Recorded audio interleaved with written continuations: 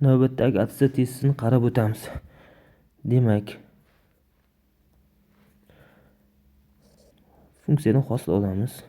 2x plus 1. Xo'sh, argumentini hosil olamiz. 2. 2x plus 6.